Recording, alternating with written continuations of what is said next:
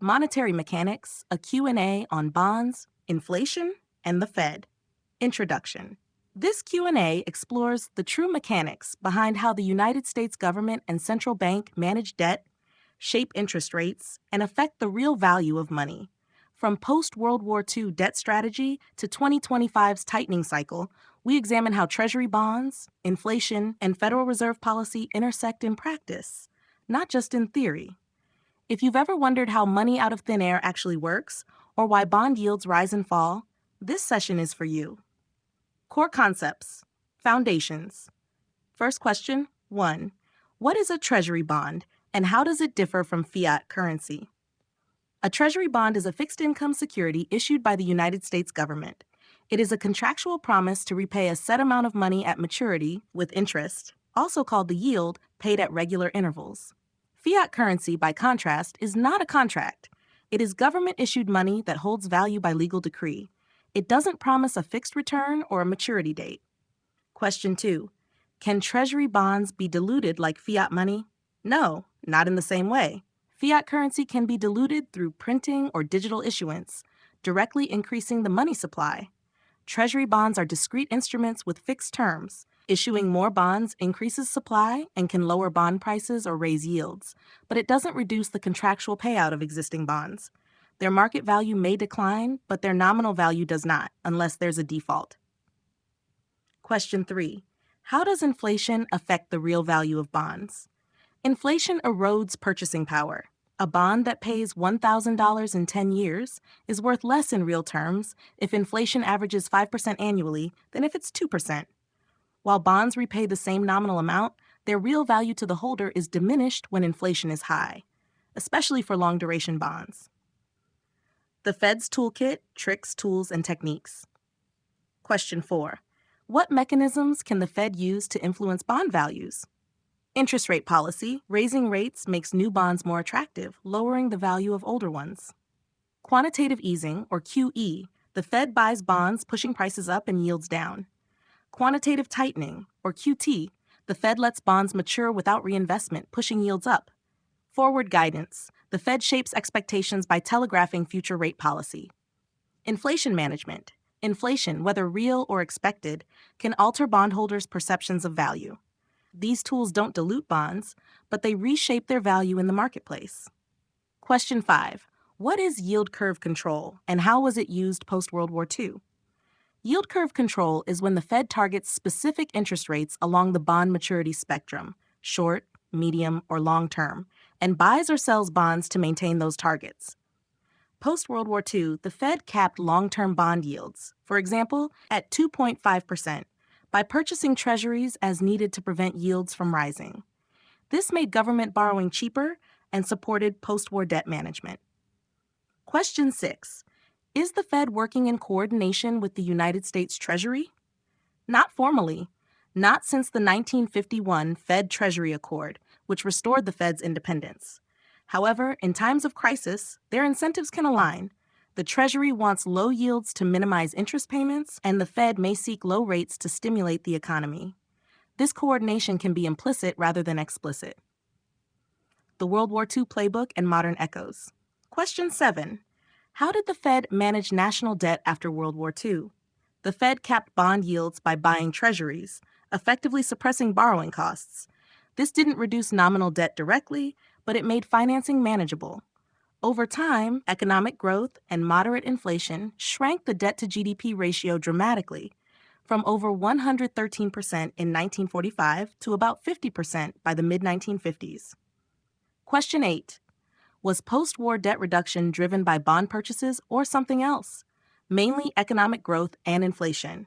The Fed's yield suppression helped, but the real lever was a booming economy and rising nominal GDP.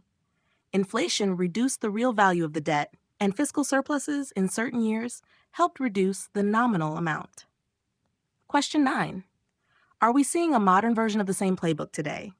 In parts, yes. During COVID, 2020 and 2021, the Fed bought trillions in bonds through quantitative easing, holding down yields and making borrowing cheap for the Treasury. But since 2022, the Fed has reversed course, raising rates and shrinking its balance sheet through quantitative tightening, So today's environment is closer to post-inflation tightening than World War II-style financial repression. This content is brought to you by Bobby Giggs. Promote your brand here and reach a wide audience across platforms like YouTube, Instagram, and Facebook. Follow the links in the description to get started. Quantitative easing, quantitative tightening, and money out of thin air. Question 10. When the Fed buys bonds, where does the money come from? It creates it. The Fed credits the seller's reserve account electronically. This isn't money it had, it's money it created. That's why many describe it as money out of thin air. Question 11. Is bond buying by the Fed the same as printing money? Yes, functionally, it is. Though no physical cash is printed, reserves are created digitally. These reserves are a form of base money. When quantitative easing is active, the monetary base expands, and the broader money supply, like M2, often rises as well, depending on lending behavior and velocity. Question 12. How does expanding the Fed's balance sheet actually work? Assets increase, the Fed adds the bond it bought. Liabilities increase, the Fed creates new reserves to pay for it. The total balance sheet expands, and with it the monetary base. No prior funds are required. This is the unique power of a central bank. Real-world mechanics. Today's bond market 2025 context question 13. What is the Fed doing right now in the bond market? As of 2025, the Fed is still in quantitative tightening mode. It is not buying bonds, but rather allowing them to mature. This shrinks its balance sheet and reduces excess reserves in the banking system. Question 14. Is the Fed suppressing yields in 2025? No, quite the opposite. The Fed has raised rates to combat inflation and is letting bonds roll off its balance sheet. This reduces demand for treasuries, contributing to higher yields, not lower. Question 15. How is the Treasury managing its debt obligations today? By issuing new bonds to refinance maturing ones and to fund ongoing deficits. Higher yields make this more expensive, increasing the cost of interest payments. The Treasury isn't buying back old bonds, just letting them mature and issuing new ones. Clarifications and common misconceptions. Question 16. Is letting bonds mature the same as paying down the debt? No. Letting bonds mature means repaying principal, usually by issuing new debt to cover it. This rollover keeps the debt stock intact or growing. Paying down the debt would require running a budget surplus and using excess funds to retire obligations. Question 17. Why doesn't the Treasury just buy back its bonds? Because it would be expensive, especially when bond prices are high. That is, when yields are low. It's far more practical to let bonds mature. Buybacks are rare and typically reserved for very specific debt management purposes. Question 18. What's the difference between reserves and spendable money? Reserves are electronic balances held by banks at the Fed. Spendable money, like bank deposits, can be withdrawn by consumers. When the Fed creates reserves, it doesn't immediately flood the public with cash. The reserves can influence lending, but only indirectly affect consumer money supply. Conclusion. What it all means, the Fed's ability to create money, suppress yields, and influence bond markets is profound, but not without limits. Market forces, inflation expectations, and fiscal policy all push back.